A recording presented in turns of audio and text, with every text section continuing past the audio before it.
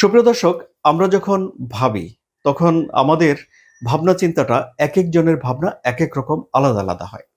যেমন ধরুন কেউ মাথা চুলকে চুলকে একটা জিনিস ভাবতে থাকে, কেউ নীরবে পায়চারি করে ভাবে।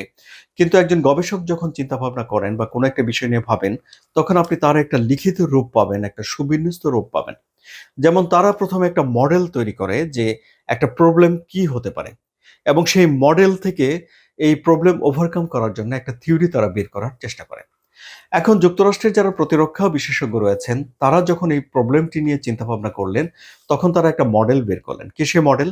ধরুন তারা ধরে নিয়েছেন তর্কের খাতিরে যে যুক্তরাষ্ট্র যদি আক্রান্ত হতে পারে, তাহলে তাকে আক্রমণ করার জন্য কি ব্যবহার করা হতে পারে?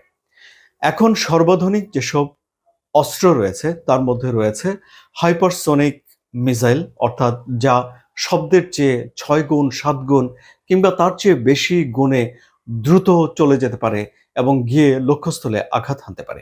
আপনাদের মনে আছে সুপ্রিয় দর্শক, ইউক্রেনের দনিপ্রো শহরে একটা মিসাইল ছুড়েছিল রাশিয়া, যার নাম হলো ওরেশনিক, এবং ভ্লাদিমির পুতিন বলেছিলেন যে এটাকে থামানোর জন্য কোনো প্রতিরক্ষা ব্যবস্থা নেই।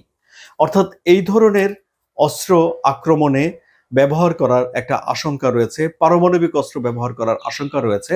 গবেষকরা এই ধরনের একটা মডেল চিন্তাভাবনা করে তারা দেখেছেন যে এগুলো থেকে ঠেকানোর জন্যে এর চেয়েও ভালো একটা প্রতিরক্ষা ব্যবস্থা যুক্তরাষ্ট্রের করতে হবে।